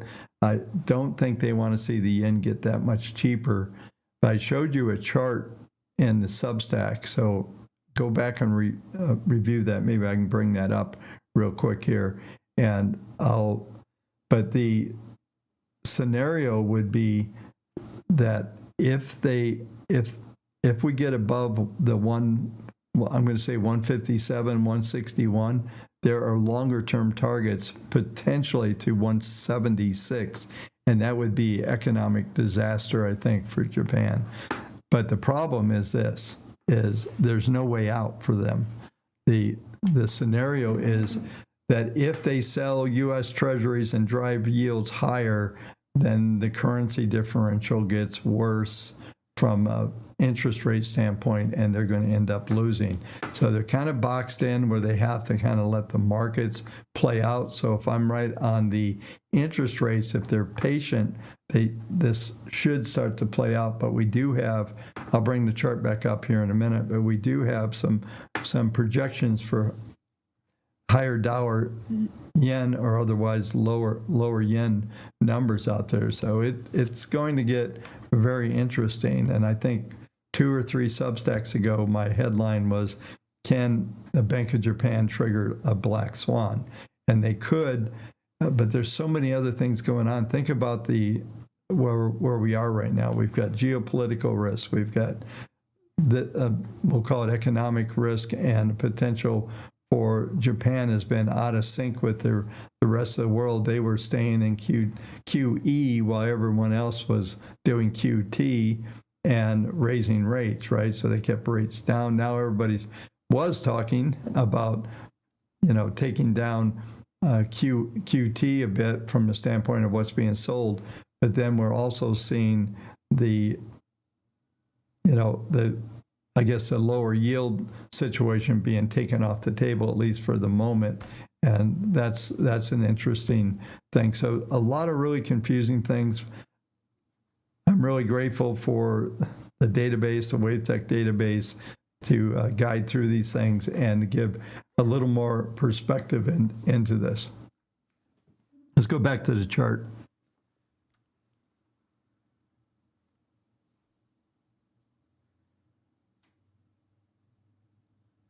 Yeah, I don't think just to answer a question that's out there, I don't think the market sell-off will help the yen. I think it's all about the treasuries. And if the treasuries start to come back in, then I think the yen will do better. I think it's more tied to the 10-year than what the equity markets are doing. I don't think that has much to do with anything. And an old Bob Kendallism, I used to always say, what would that have to do with the price of efficient San Francisco? I used to be on a Pacific Options Exchange, so it was a local comment. But the point is that those equity markets don't have much to do with the Japanese, but the interest rates do, since they're a major holder of think about it, it's double whammy. The currency is going down, plus they're losing value in the treasuries, which, it's double jeopardy. So they need to be able to be patient enough. If they start to push this thing too hard, then we're going to see higher yields, maybe those Fibonacci projections I just talked about. That's likely to happen. And then from that standpoint, then the yen is going to maybe go to these upper levels, 160. Like I said, 176 projection. Let me see if I can get this up here.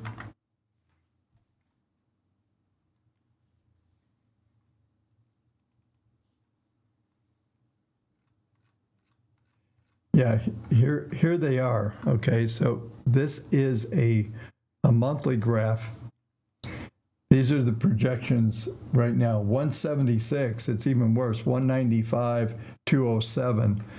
A lot of times we'll get into these type of things. And I do want to show you, these are things that in the past, this is a little moderation. I remember when this is the targets back in 2015 that never got met. but these are consistently calculating, and they've been this forecast has been out there since May of last year. So this has been on the books for a while, and these are live. And if we look at the patterns here, then we're looking at that. There's not enough data here in this particular.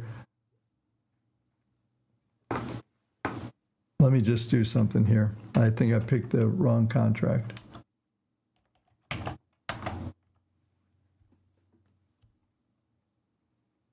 I think this is a better one. It is. Okay. So this was my argument when I did the, if you go back to the Substack, we'll take a look. I'll find it here in a minute, show you. But this was my argument, is that you can see the forecast, just like we were watching that 5-second chart. Same thing. These things are going to change as we get real data, but it is forecasting more of a flat than this vertical move. And if I bring back the PPMs, you can see this is a monthly chart. So all of a sudden, where my cursor is right now is all the way out into 2020, May of 25, better part of a year from now. And then all the way out into 26, it looks like there's going to be stability. So if these algos are going to be right, that tells us there's not going to be a big scenario of a black swan or something of that. Doesn't mean it can't happen. Needs to be monitored. We still have an upward slope here. But what I want to do here is see if I can bring this in. Yeah, so this chart that I have up here right now really brings in a lot of perspective. It's actually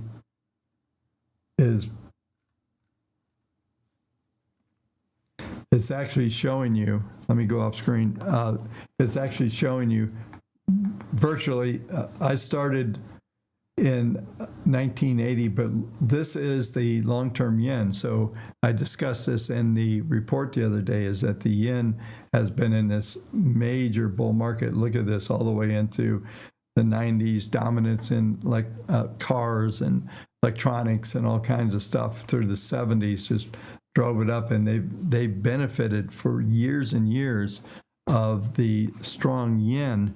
And my comment here is that now we're starting, they played this thing out so far, and everybody's been wondering what's going to be the effects of on the yen with this long-term situation with the QE forever for decades, and just constantly do this. I think we're finally seeing those consequences. And there's an argument to be put out there that maybe what we're seeing right now is that this could be what it looks like for everybody that's done QE for too long. And I would argue that people are still arguing for lower yields. And I was actually talking to somebody the other day, is that what you have to realize, if we went into a long-term yield chart, 4 to 6% is where yields are most of the time. They'll spike up to 8 and 9, and then of course they are artificially held down for 14 years after the GFC, and that was not realistic. But if you, back to the yen, but as we've seen the interest rates start to rise here, it's interesting that we're seeing the yen kind of stair step with that. And we've got one more level if yields were to go back to 5% on the 10-year or something like that.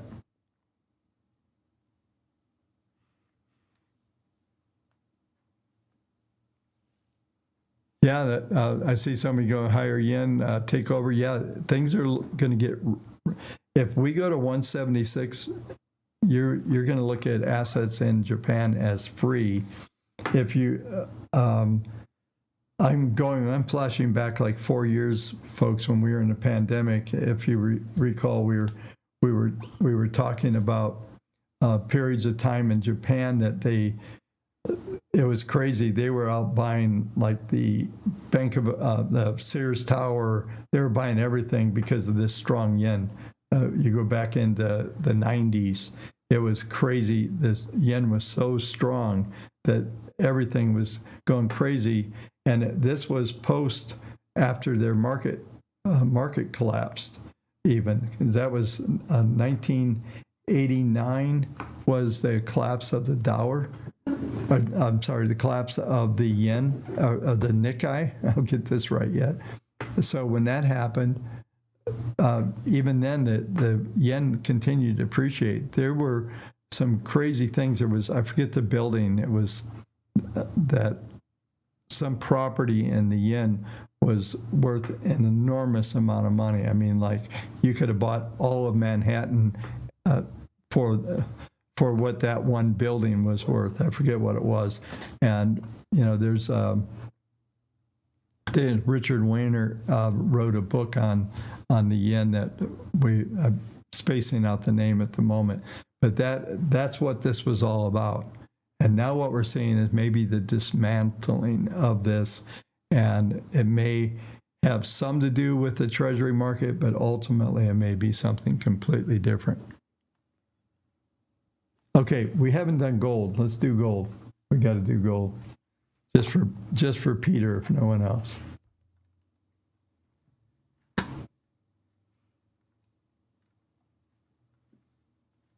Let me see if I can get this will be a better contract. So once again, we're going back.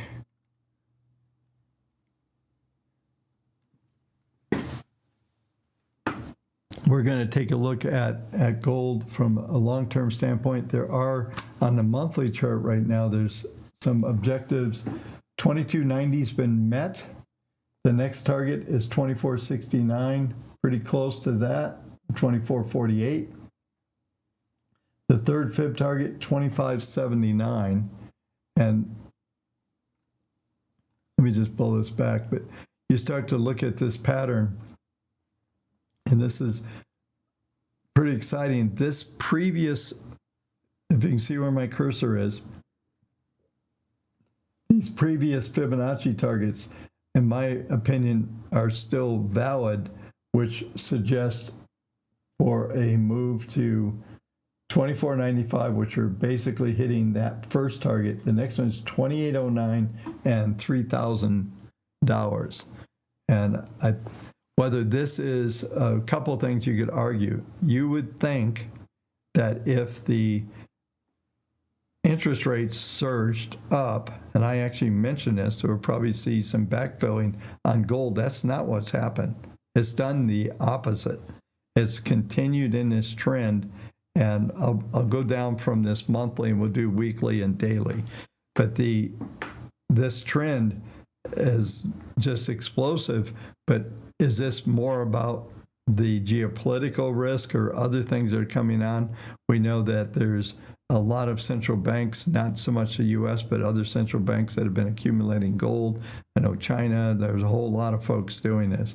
So the fact is that we're finally getting into this potential parabolic curve. And even if we look at on a monthly basis here, I'm going to attempt to do a quarterly chart here in just a second so we can take a look at that.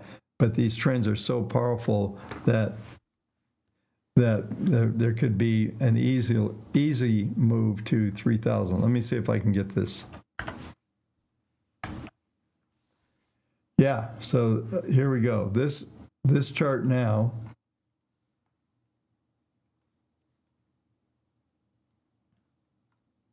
this goes back to 1975, Wednesday, January 1st, back in the Nixon days. But we have quarterly targets, which are actually coinciding with the monthly targets. So each one of the bars on this chart right now is a quarterly bar. And so we're looking at projections right now. We've satisfied 2530, 2878, and 3093, very similar to the monthly. So that clustering probably around 3000 is a realistic number. But if we look at this is going to take a while to get there. Although if we see some crazy things happen in Israel or in the Middle East right now, we're probably going to see gold prices, crude oil, everything spike up, which guess what? If that happens, inflation's out of control. All of a sudden we're at 5% yield. So you can throw these stories together and basically make up the scenarios of what's going to happen, and maybe it's valid. I don't see that at the moment, but this gold chart certainly is telling us about some stuff. Yeah, and I'm sure the market is turning up here. Like I said, yeah, here's 63. I was telling you that that's probably where we're going to go. We'll probably see. Let me just flash here. Probably look at the potential of getting back to 73, 76, which would be the bottom end of where we've been bouncing off of. There'll be plenty of sellers around that number, but easily could trade up into the 70 handle here. So back to the gold here.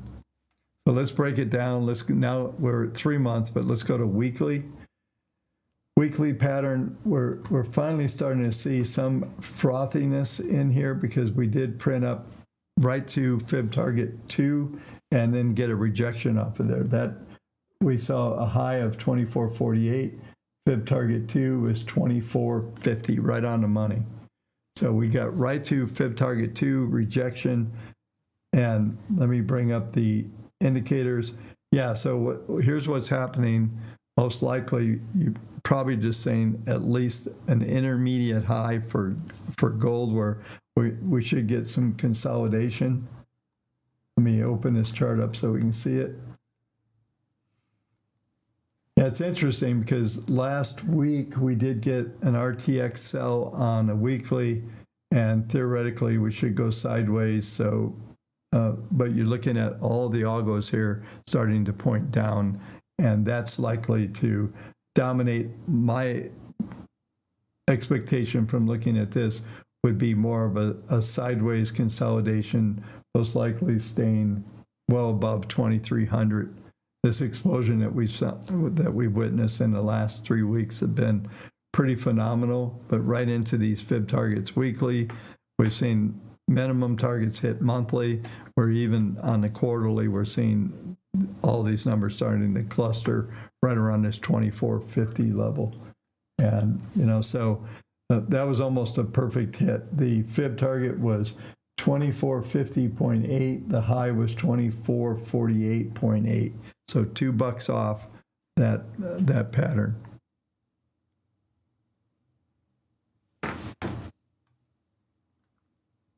Yeah, I'm just looking at some comments here. Yeah.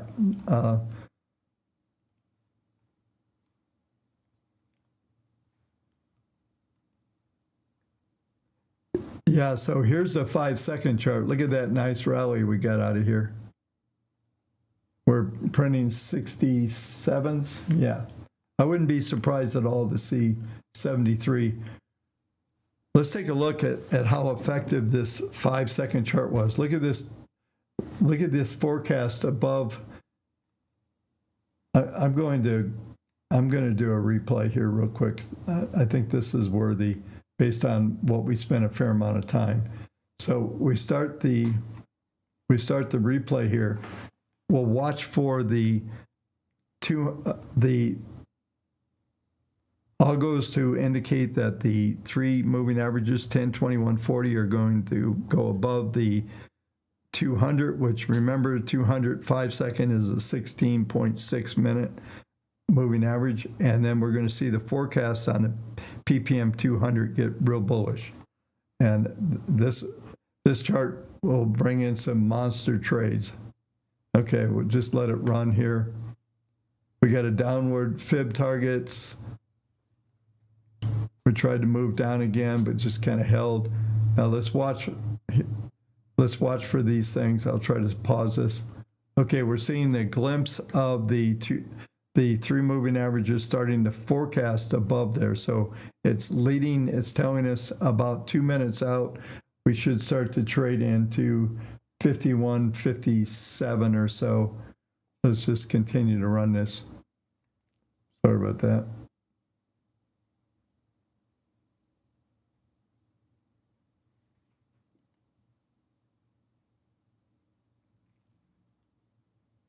I've got this same account running on another computer. Now it froze it up.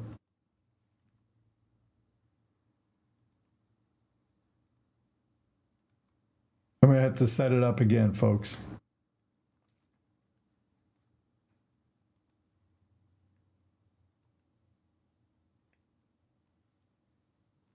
I'm just going to let it run this time.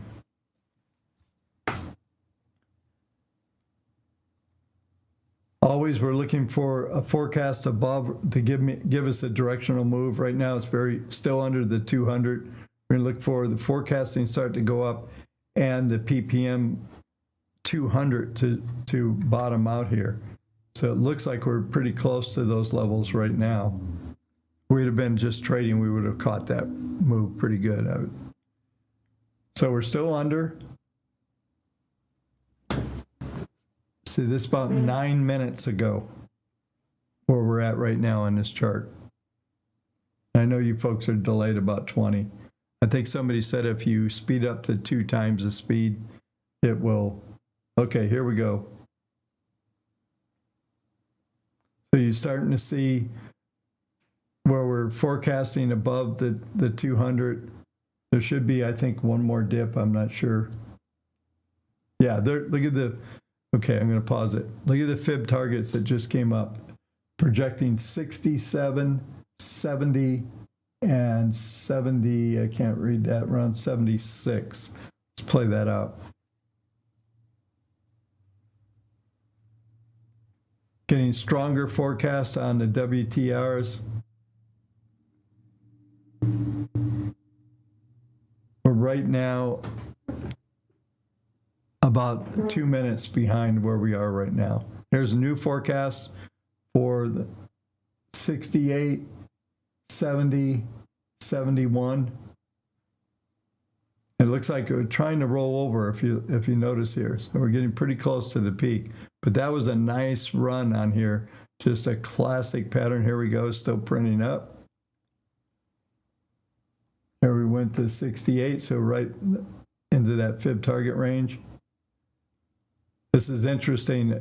If you folks can see this little red line, this is a pivot. We take that out, we should start to decline, which we did.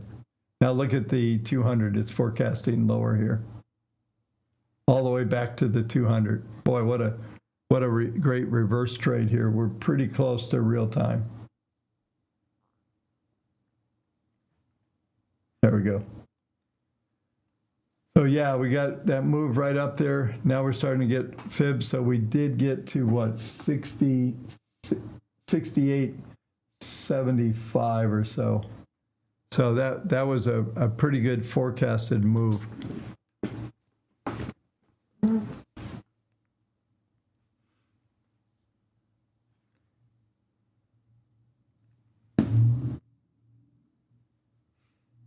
Bear with me a sec.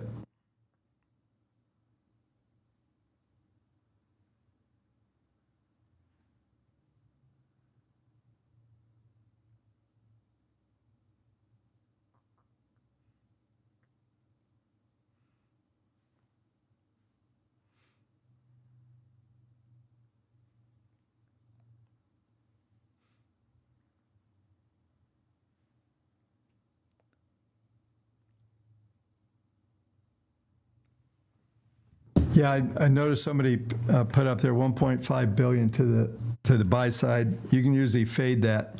We just came through that 10-minute manipulated zone. We're getting downward targets here. Still holding the 200, but that'll be the key.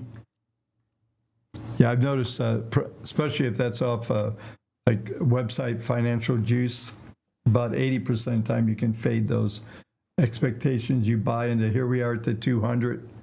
So we're forecasting below that. We're coming down toward these fib targets, 59.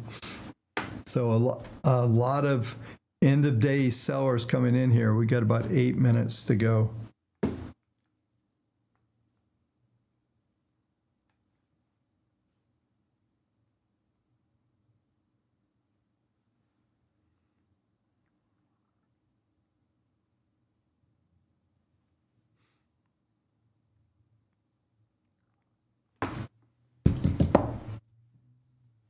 Still moving lower, coming into these fib targets, 56. Let me come over here.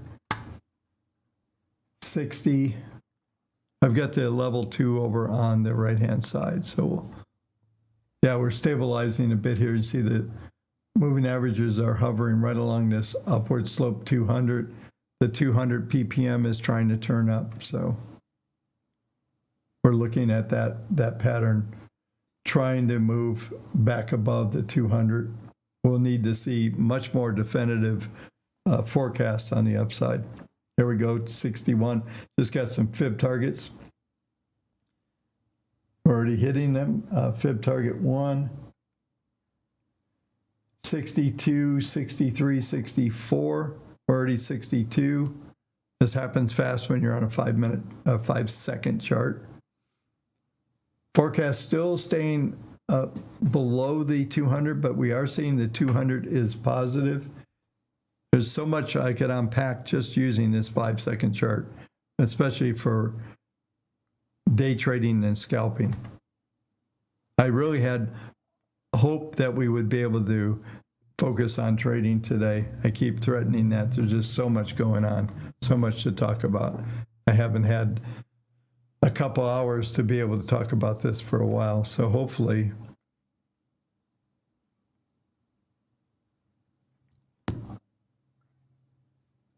yeah, Todd, that fade trades there a lot. But here we are coming back 64. We're seeing the forecast right along this 200 on the 5-second.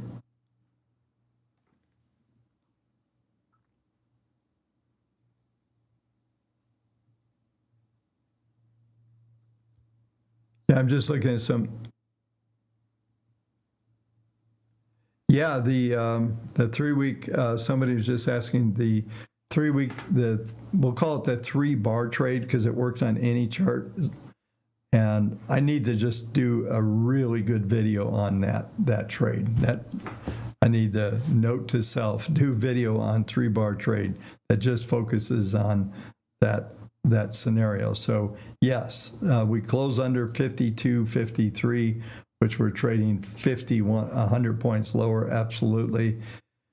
Next week, there's going to be a ton of volatility in this trade. Probably the easiest thing was on Monday morning, buy some puts, and you could have rode through this crazy volatility we saw this week with minimal anxiety anyway. It's playing those 3-week bars it's pretty challenging. Takes some serious discipline. Okay, we're starting to forecast a little bit above. Looks like maybe some short covering coming back in here. We got what, 3.5 minutes to go, roughly.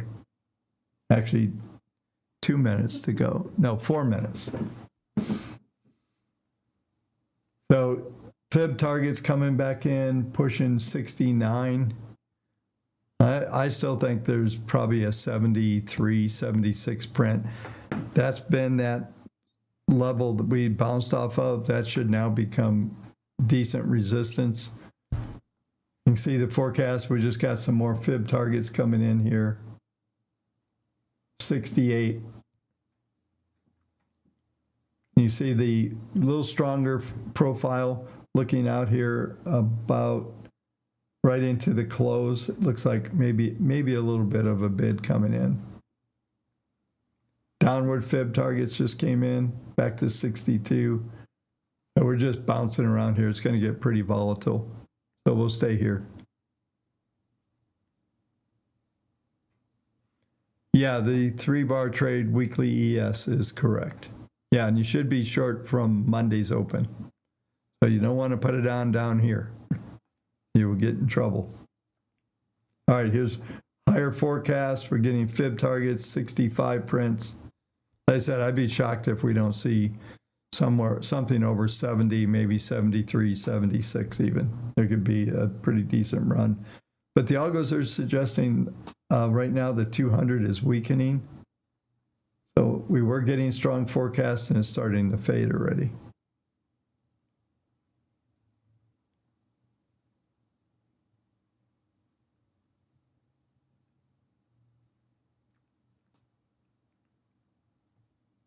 66 prints. We have a little under 2 minutes to go.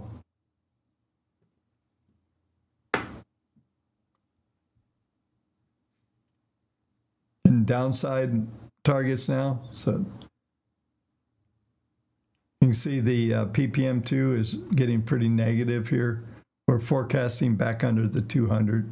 See, this has just been right along that 200 has been the support line. But this is telling us that all of a sudden we're trying to turn this thing south.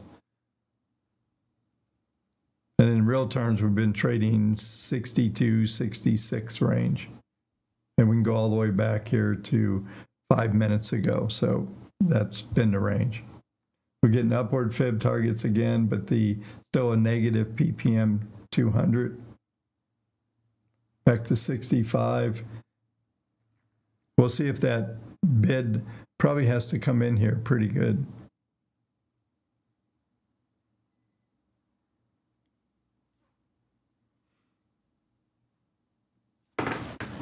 Hey, Devender, I see, I don't know, can you post that link in here? If not, send it to me on WhatsApp. I'll make sure I get it out on Twitter.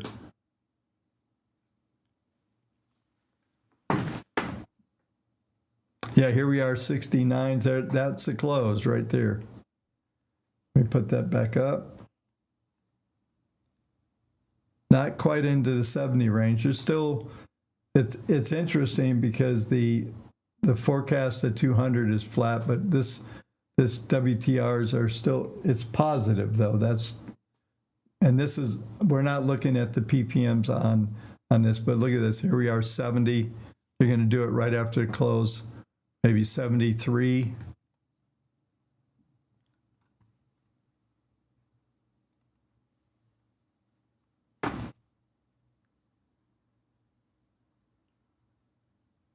$69.25.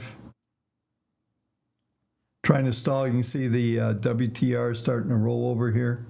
Let's just go pure 5-second graph here. We're getting downside fibs, so that was probably it. We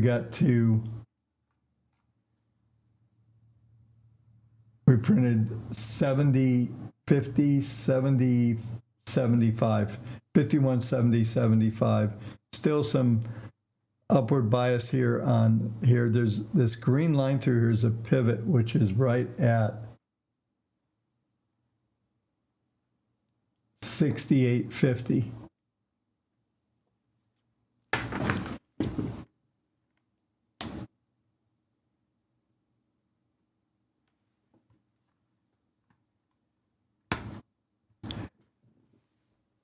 Yeah, Devender, I should make you you should have Smurf status, by the way. Anyway, which is an admin. So, yeah, I think you're right, FF. That is the case. But hey, Devender, send that to me on WhatsApp, okay? And then I will post it on Twitter. But I do need to take the time and really focus on that trade. This is interesting. We just got, look at these upward projections, 5-second chart, 76, 78, 78.50, trading last 69, almost back to 70. All right, folks, we spent a couple hours. We covered a lot of stuff, educational, the yen, gold, Bitcoin, S&P, a lot of different dialogues going on.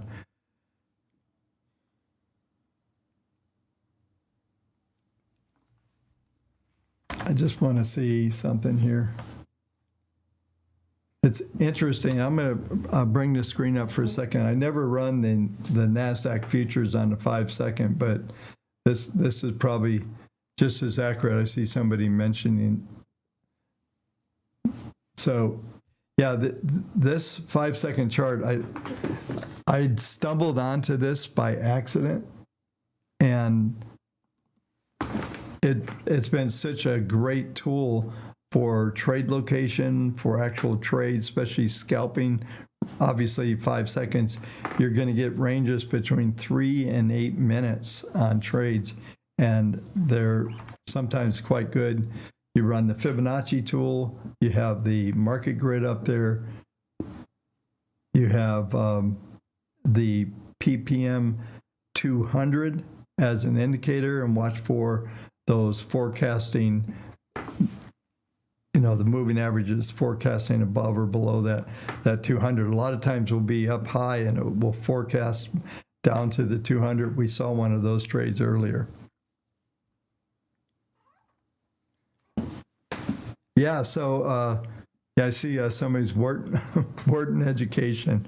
Yeah, I like doing these educational events, and we even did a couple of trades, made a little bit of money, but hopefully we can. Every week I end up right here. Maybe this is a Bob problem. Is I would like to just focus on trading, but there's just way too much going on with the markets breaking down this week. Liquidation of the database. Too much happening here.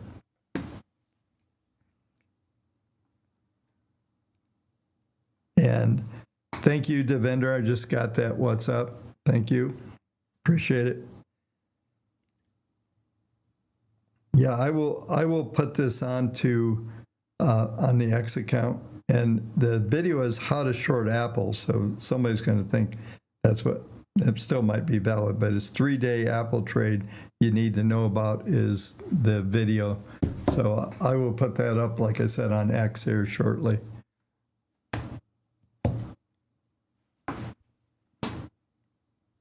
Let me just see if there's any final comments.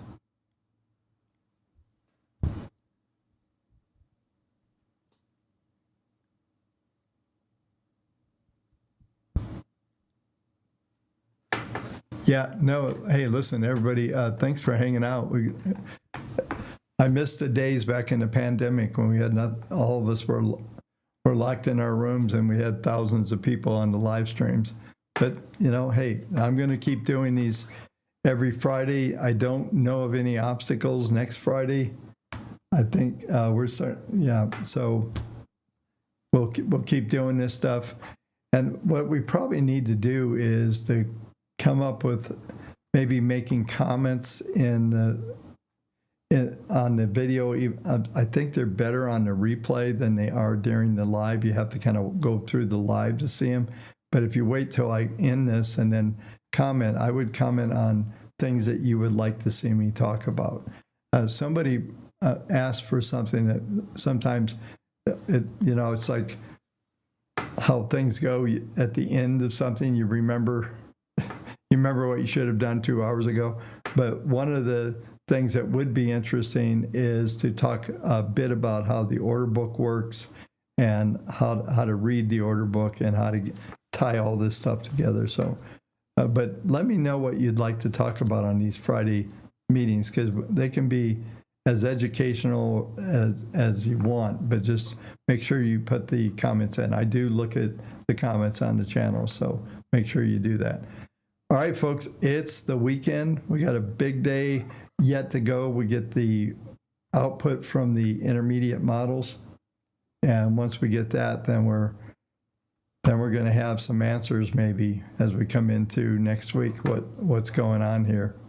And I think we're going to see some interesting events as we go forward. And like I said, coming into the rest of April, basically half point of April, that'll be the 15th on Monday, and then we'll move forward. And I think we've got another 4 to 6 weeks of downward pressure, or at least a big consolidation with a slight bias to the downside. With that, I will sign out and thank everybody for coming. Make sure you hit the like button before you leave. Thanks a lot.